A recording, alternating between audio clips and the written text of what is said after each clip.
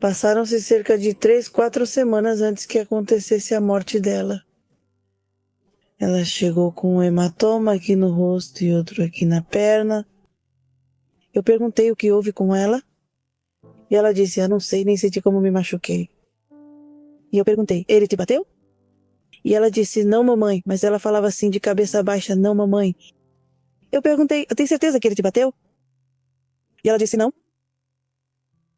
Quando eu a vi ali deitada, senti que a vida também estava indo embora com ela. Eu disse para ela, o que aconteceu, filha? Eu te disse que esse homem não era bom para você?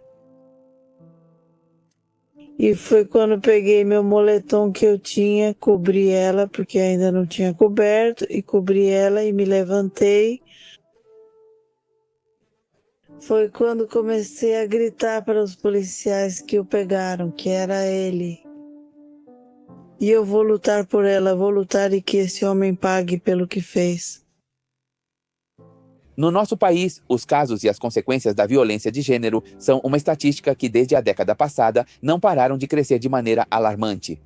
Casos cuja conclusão, muitas vezes e infelizmente, são fatais. Então hoje vamos conhecer a história de Flor Tomás Hernandes, uma mãe cuja vida mudou para sempre após a perda de sua filha, Jocelyn Aguilar Tomás. Também vamos conversar com Demetria Cano Álvares, que faz parte do coletivo feminista Nos Necessitamos Juntas, uma organização que oferece acompanhamento e apoio a pessoas que passam pelo difícil processo de busca por justiça. Sou Flor Tomás Hernandes, mãe de Jocelyn Aguilar Tomás, vítima de feminicídio em Los Reyes, La Paz, Estado do México. Sou Demetria Cano Álvares, fazemos parte do coletivo Precisamos Estar Juntas. Jocelyn era uma menina muito responsável, muito trabalhadora e me apoiava em tudo o que eu precisava e necessitava. Ela me ajudava com meus gastos. Era uma menina muito tranquila, trabalhava, tinha 19 anos. Ela o conheceu porque somos vizinhos de onde morávamos. Bem, onde eu morava, ele mora 2 casas depois, e foi lá que ela o conheceu e começaram um relacionamento. Bem, era normal. Bem, na nossa frente ele a tratava bem. E ele vinha comer em casa, a gente o convidava para comer, e sim, na nossa frente ele a tratava bem. Mas depois, com o passar dos dias e dos meses, então uma vez ela estava trabalhando nas quesadilhas com ele, e me ligou e disse, mãe, o que eu faço? Como eu vou para casa? Não trouxe dinheiro para a passagem. Eu disse, por que, filha? O que houve? E ela disse, é que Antônio ficou bravo comigo e agora, entre ele e os outros funcionários. Bem, os outros colegas meio que estavam zombando como se estivessem tirando sarro de mim. E por isso eu saí de lá de onde eu estava trabalhando com ele. E eu perguntei, e agora onde você está? Estou aqui a 2 quarteirões de onde trabalho, você pode me mandar um táxi? E eu disse, sim, filha. E eu já liguei para um senhor que conheço, ele foi buscá-la. E eu disse, e agora o que aconteceu? Não, mamãe, você disse que ela fica com ciúmes porque eu atendo os clientes. E por isso ela ficou brava. E eu digo para ela, ué, você não está trabalhando? E ela diz, sim, mãe, mas ela fica brava. E eu pergunto, e então o que você fará? Ela diz que acha que não vai mais continuar com ele. Passaram 15 dias e ela voltou de novo com ele e aí começaram bem, né? E aí se passaram umas 3, 4 semanas antes de acontecer a morte dela. Ela chegou com um hematoma aqui no rosto e outro aqui na perna. E eu perguntei o que houve com ela. Ela disse que não sabia e nem sentiu como se machucou. E eu perguntei, ele te bateu? E ela disse, não, mamãe, mas falava assim, cabisbaixa, não, mamãe. Eu insisti, tem certeza? Ele te bateu? E ela disse, não. E assim eu deixei passar. Já não este? Eu insisti perguntando e aí outra vez ela chegou com o braço aqui, como se tivesse um hematoma aqui. E eu perguntei, o que aconteceu? E se ele está te batendo, está fazendo alguma coisa com você, eu vou falar com os pais dele. E eu disse para ela que ela não tinha que deixar ele bater nela. E ela disse, não, mãe, ele não me bateu. E foi aí que eu disse para ela, então presta atenção em como as coisas estão, senão por que continua com ele? E ela disse, sim, mãe, já tomei a decisão porque quero ir para os Estados Unidos. E eu disse, como você quiser, mas eu não tenho dinheiro. Eu disse, de onde vamos tirar dinheiro para você ir? E ela disse, não sei, mãe, mas eu quero ir, eu não quero ficar aqui. Disse, não quero ficar aqui, eu quero estar lá. Antes do ano novo, ela disse. Com o ano novo, eu disse, bem, não sei, deixa eu conseguir o dinheiro. Se eu conseguir, eu te dou para você ir embora. Sim, mamãe, ela disse, mas não se preocupe, quando eu estiver lá, trabalharei e te mandarei o dinheiro. Eu disse, sim, tudo bem, filha. Os dias se passaram, já foi quando começou toda a comemoração do 16 de setembro. Ela saiu? Daí ela voltou no dia 16, ela saiu no dia 15, voltou no dia 16. No dia 16 eu a vi à tarde. Eu falei com ela e ela concordou. Então fui trabalhar e aí de madrugada me ligaram que ela tinha sofrido um acidente. Justo quando Jocelyn parecia ter assumido as rédeas da sua vida, decidida a deixar para trás um relacionamento tóxico e recomeçar nos Estados Unidos da América, uma luz de esperança surgia no horizonte, mas essa esperança desapareceu de repente, porque naquela noite, Flor recebeu uma ligação que jamais poderá esquecer. Sua filha tinha caído da ponte. Em um instante tudo havia mudado com isso. Eu fui com minha filha e com uma das minhas irmãs. Fomos correndo até a ponte das rampas, que era onde ela estava. E foi quando minha filha mais nova saiu correndo para ver o que estava acontecendo. E já encontrei minha filha ali caída no asfalto. Foi quando eu também me aproximei e disse que a vi, porque eu estava procurando por ela na ambulância e não tinha ninguém. Quando olhei para baixo, vi minha filha deitada ali. E foi aí que eu me aproximei da irmã do Antônio. Eu perguntei o que tinha acontecido. Ela me disse que ela se jogou, que ela mesma se jogou da ponte. E aí eu disse, não, não é possível porque eu não estava brigada com ela. E ela me disse, sim senhora, mas ela se jogou sozinha. Eu disse, não é verdade. Foi quando eu comecei a meio que... Não sei se era raiva ou... E aí eu comecei a gritar com os policiais também que eles o pegassem, que não o soltassem até que tudo fosse esclarecido. E foi quando eles o pegaram, levaram ele para a delegacia e aí fizeram todos os exames e tudo mais. Então eu disse para a delegada que já queria levar minha filha. Foi quando ele se levantou e olhou para mim. Foi então que gritei para os policiais pegarem ele e eles o fizeram. Então, quando eu estava procurando as coisas da minha filha, ele já estava na viatura. E aí eu fui lá e bati assim, bom, eu estava batendo na porta da viatura, eu pedi as coisas da minha filha.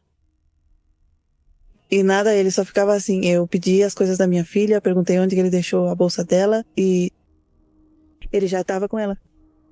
Ele abriu a porta e me entregou. Quando ele me entregou, eu peguei e ele disse, desculpa, eu não quis fazer isso. E eu não disse mais nada para ele, só peguei e fechei a porta. Procurei o celular, mas ele já não estava mais lá. E aí me avisaram que já tinham o celular lá na delegacia, que tiraram da bolsa dele, do bolso da calça dele, ele que estava com o celular. Aí seguimos com o processo na funerária e tudo mais. Já recebi e levei-a para meu povoado. Depois disso, né, só tive um dia porque eu ia voltar para continuar com o processo da ação judicial. Voltei na segunda-feira à tarde. E então continuamos. E já era isso. Me aproximei ao pessoal do Ministério Público, perguntei como estavam as coisas, eles me disseram que sim, que ele ia responder por feminicídio. E foi quando busquei ajuda também do coletivo. E tudo isso por uma advogada chamada Areli. Já nos aproximamos e nos ajudaram, e foi aí que conheci Céu e ele foi quem me ajudou. E agora meu medo é que esse homem saia. Dentro desse doloroso processo de busca por justiça, a senhora Flor encontrou um raio de apoio e consolo no coletivo Nos Necessitamos Juntas. Foi lá que outras mulheres, também marcadas pela perda e pela luta, a acolheram, a guiaram e a acompanharam em cada passo desse caminho tão complicado. Nesse espaço, a senhora encontrou não apenas apoio, mas também a força coletiva para prosseguir. Elas a acompanharam no cruel processo de enfrentar a violência institucional. Esse sistema que, em vez de proteger as vítimas, muitas vezes ou na maioria das vezes, parece estar desenhado para beneficiar o culpado. A senhora nos conta como, em mais de uma ocasião, sentiu que as autoridades não só eram indiferentes, mas também dificultavam a justiça, tornando ainda mais doloroso um caminho que já é devastador por si só. Foi graças ao apoio do coletivo que ela conseguiu se manter diante de tanta indiferença. Como parte do acompanhamento moral e emocional no coletivo, eles realizam um ritual de oferenda em Nahuatl e Maia. Esse ato simbólico serve para manifestar tanto a denúncia quanto a esperança no processo de justiça.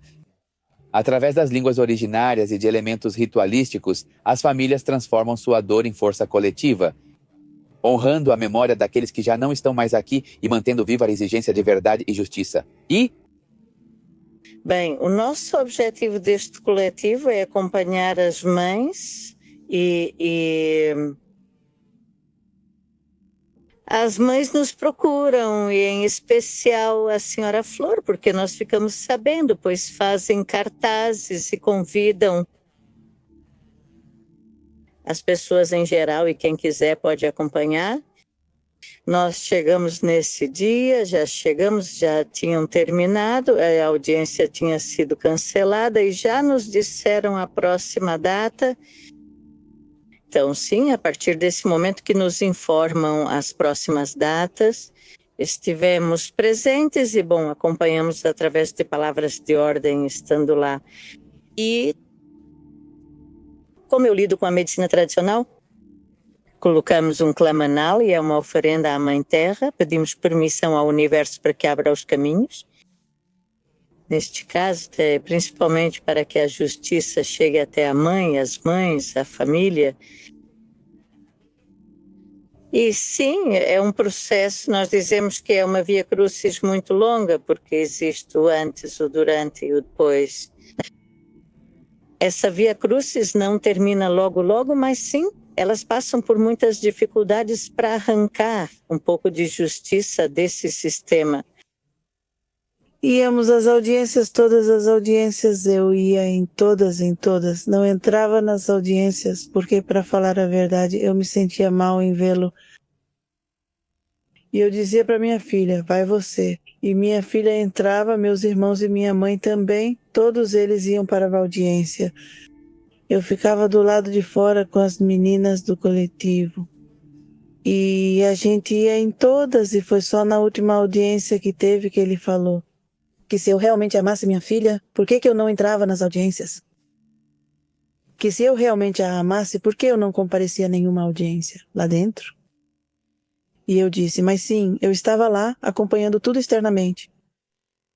E no dia 17 de fevereiro de 2024, deram a sentença de 55 anos. Já daí, no dia 24 de outubro, foi a segunda instância. E, como no dia 11 de abril, ele entrou com o recurso da apelação, em outubro ele tiram os 7 anos do que tiraram dele. Aí começou tudo de novo, e de novo. Só no dia 8 de abril, me notificaram de novo que ele entrou com outro recurso. E eu digo que não acho justo que estejam fazendo isso com ele tanto. Como poderia se dizer? Tantos direitos a ele? porque para aqueles que ele matou, e porque não nos tratam da mesma forma, não fazem justiça para nós. Se faz para eles andar, né? É muito difícil. O Estado ou o país em geral, o poder judiciário. Eu acho que falta muita empatia, solidariedade com as famílias, porque não fazem o seu devido trabalho. Então, eles perdem as evidências, os peritos não fazem o seu trabalho. Parece, ou será que os assassinos têm muito mais direitos do que as vítimas? E este? Porque elas já não podem se defender nesses casos de feminicídio, pois elas já não podem dar sua palavra, né? E eles sim dão sua palavra e contam suas versões como eles querem. E então é isso que as famílias enfrentam, né? E ainda mais se houver dinheiro envolvido, aí complica muito mais a situação, porque isso envolve dinheiro. Quem aceita, desde os peritos que precisam agir nos primeiros momentos, depois os juízes, os advogados, se oferecerem o preço certo, eles também se vendem. Embora se disserem, então, me prove, é muito difícil, aqui está um recibo. Bem, não é fácil comprovar essa parte da corrupção que sim, existe. Há muitos casos de muitas mães que eu não sei. Sabemos de várias que tiveram as sentenças reduzidas, como no caso da senhora Floyd. Outras mães conseguiram que eles fossem soltos, outros tiveram o julgamento repetido 2, 3 vezes. Então, sim, é muito complicado neste país conseguir essa justiça. Os assassinos têm direito de se defender durante 8 anos. Por isso, quando entram com recursos, apelações, eles ainda têm a chance de se defender por 8 anos. Por isso digo que existe um antes, um durante e um depois. Porque não é que esse caminho termine com a sentença. Mas ainda precisam ficar atentas a esses recursos, a esses habeas corpus. O habeas corpus que ela está pedindo agora, que entrou, é para ver que, segundo ela, os direitos foram violados e que ela não concorda com a sentença que recebeu. A carga emocional para quem busca justiça costuma ser esmagadora, mas no caso de Flor é ainda mais insuportável. Ela não só teve que enfrentar a dor indescritível de perder a filha, como também foi uma das primeiras pessoas a reconhecer o corpo dela. A essa ferida profunda se somou uma nova crueldade, uma campanha de difamação orquestrada pela família do responsável, que tentou culpar Jocelyn por sua própria morte. Pois, na verdade, até agora eu nem consigo...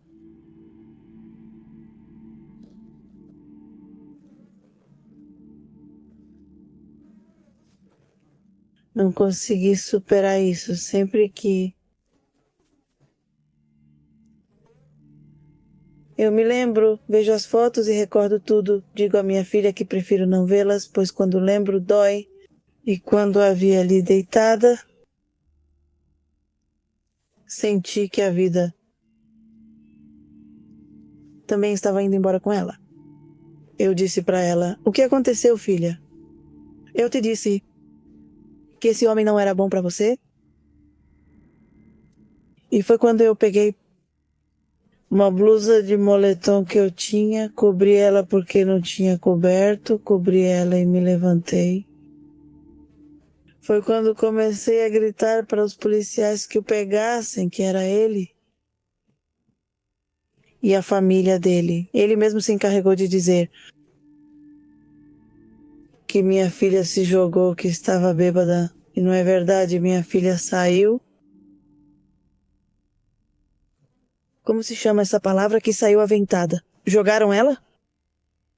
Mas não, ela não. O corrimão não tinha as impressões digitais dela, conforme constatado pela perícia. E eles se encarregaram de dizer que ela mesma se matou porque tinha problemas comigo. Comigo, minha filha não tinha problemas, ela não tinha, era uma menina muito calma. Ela me ajudava e me apoiava em tudo. Eu não tinha motivo para brigar com ela, e eles se encarregaram de dizer que não, que ela é que estava brigada com a mãe. Não é verdade, porque recentemente a primeira declaração que ele deu, ele foi quem a empurrou porque ela tinha encontrado um ex-namorado ali no grupo de charros onde estavam dançando, que ela cumprimentou ele e que ela cumprimentou o rapaz, e aí começaram a discutir, começaram a brigar. Foi quando eles saíram. Não sei se iam para casa, mas subiram na ponte para atravessar para o outro lado da avenida. E foi aí, lá em cima da ponte, quando começaram a discutir, e foi onde ele a empurrou. A primeira declaração foi o que ela declarou, depois mudou a versão, disse que iam muitas pessoas ali da ponte, que iam os da banda, que iam muitas pessoas das que iam ali para a festa. Por isso minha filha tropeçou e caiu. Que tropeçou e caiu na ponte. E eu digo, isso não pode ser possível. Por quê? Ela não? Ela começou a beber um pouco, consumir um pouco de álcool quando estava com eles, porque na minha casa, na minha família, bem, em minha família, comissão. Nós não bebemos, mas ela começou a beber com eles, mas não tinha tanto álcool no corpo. Para se jogar ao paracair, sozinha, aham. E foi o que ele disse, que entre a galera ela tropeçou e caiu, e que ela sozinha se segurou, subiu na ponte e se jogou. Bem, na verdade ele contou 3 versões diferentes. As sequelas emocionais que esse ato atroz deixou na senhora e em sua família são profundas, persistentes e extremamente dolorosas. Além do luto, eles também convivem com uma angústia constante, o medo de que o responsável por ter tirado a vida de sua filha fique em liberdade graças a algum recurso ou às brechas do sistema judicial. O mais doloroso para a Flor é sentir-se ignorada no processo legal. Como se a sua voz, sua dor e sua vida ou a vida de sua filha não tivessem peso algum diante dos recursos que poderiam favorecer o culpado.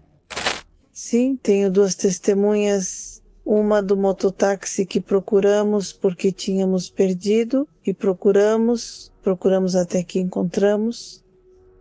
E ele disse, sim senhora, porque eu vi que eles estavam discutindo lá em cima. E um dos vizinhos ali perto. Porque fomos pedir permissão para usar o banheiro.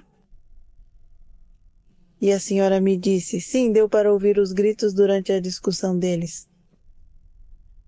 Saí para olhar, mas não vi ninguém. Mas aí olhei para cima e eles estavam em cima da ponte e dava para ouvir os gritos enquanto discutiam. Depois de um tempo, entrei e saí de novo. Quando saí, já tinha viaturas e pessoas lá olhando onde a moça estava caída, disse. E eu disse, a senhora não pode nos ajudar a ser testemunha? Ela respondeu, não, senhora, eu tenho medo. E eu disse, pelo menos nos ajude a depor. Vai ser testemunha protegida, não é? E ela disse, não, senhora, me desculpe, mas não posso. Quando eu saí, ela disse, vi a moça caída e o rapaz também estava ajoelhado, segurando a cabeça dela assim, e a moça estava sangrando, disse. Foi quando ele começou a dizer para ela perdoá-lo. Me perdoa, você é o amor da minha vida, foi o que ele disse. Mas ele a tinha nos braços e eu acho que foi quando a moça faleceu, e depois ele a deixou ali caída. Quando chegaram os policiais já não deixaram. Quando vocês chegaram, porque quando nós chegamos, minha filha ainda estava quentinha, eu toquei nela e ainda estava, o corpo dela ainda estava quente. E a verdade, então, só peço justiça para minha filha. que se faça justiça, que não concedam o habeas corpus, que não concedam o habeas corpus, que ela fique e pague pelo que fez. Eu, para falar a verdade, estou mal, não durmo. Não durmo, trabalho à noite, assim que chego, o máximo que consigo dormir é 1 ou 2 horas. E aí eu levanto de novo. O que passa pela minha cabeça é, e se der certo? Por que vão deixar ele sair? Se ele matou uma mulher. Por que vão deixar ele sair?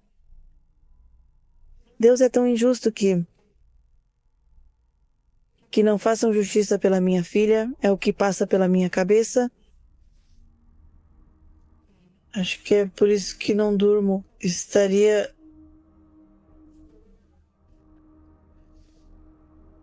tranquila, mais tranquila e um pouco mais livre. Pensar que ele está pagando pelo que fez não é justo, que ele saia e faça a vida dele depois de ter matado minha filha. Que Deus o perdoe. Que Deus o perdoe e que a justiça cuide dele. Para falar a verdade, eu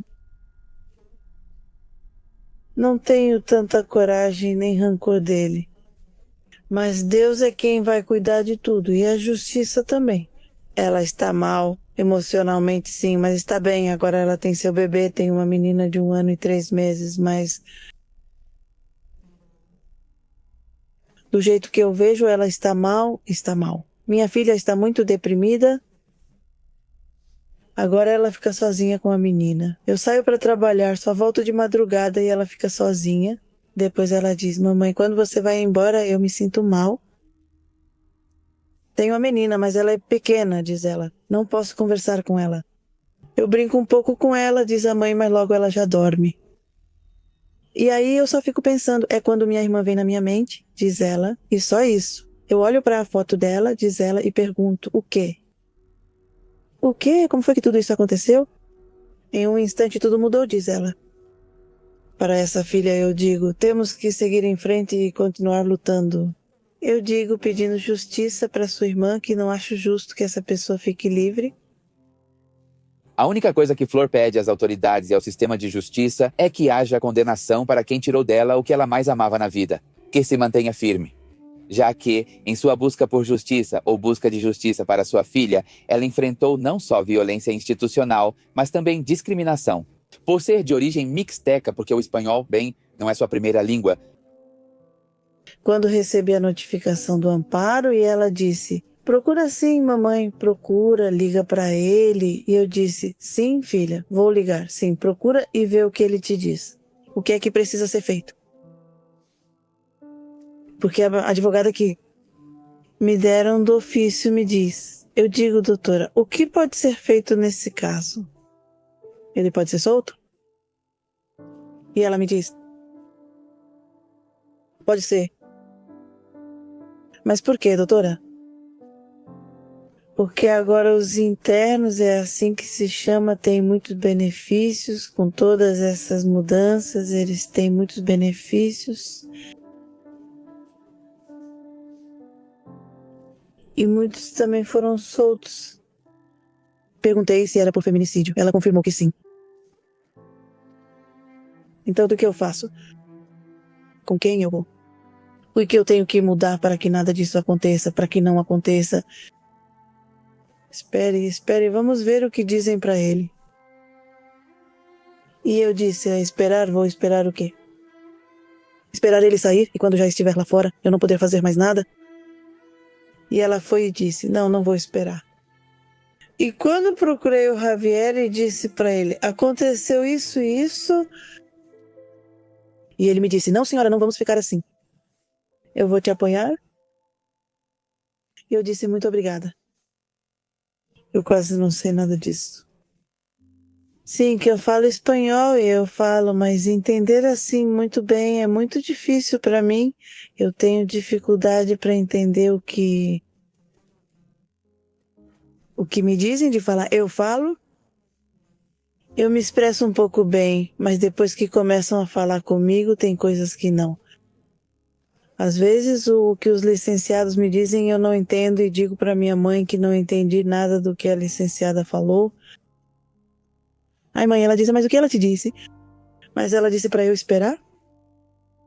E ela pergunta se você vai esperar até ela sair. Então o que eu faço? Então fale com o céu e veja o que pode ser feito. Foi aí que conversei com ele. Ele disse, não, eu vou apoiá-la para que isso venha à tona e as pessoas a escutem e chegue até as mais altas autoridades. Que ajude. Na primeira vez, quando fui fazer a denúncia, quando tudo tinha acabado de acontecer, ela dizia que entendia e me falavam e eu só ficava olhando.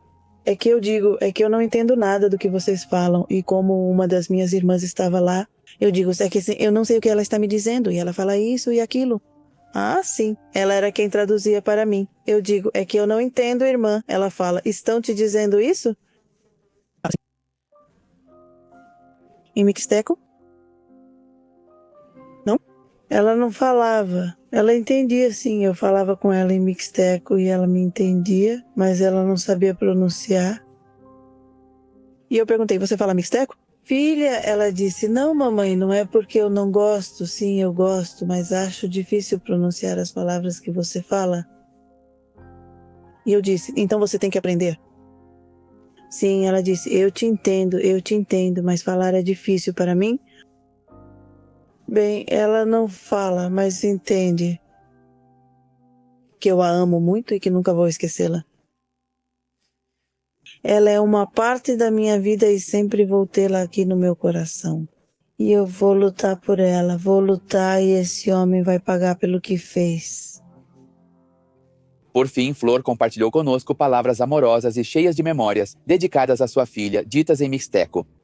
Nelas se entrelaçam a dor, a força e a promessa de não esquecer, como uma forma de honrar a vida de Jocelyn e resistir desde a raiz de sua identidade.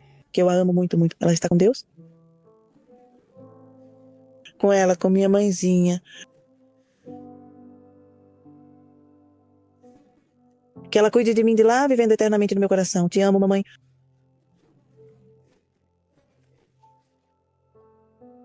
Se você foi vítima de injustiça e quer aparecer em um desses vídeos, pode me escrever no meu e-mail, que é o e-mail @pepemistério.com.mx. Me escreva pelo Facebook como Pepe Mistério ou no Instagram como Pepe Mistério Documentários ou Pepe Mistério MX.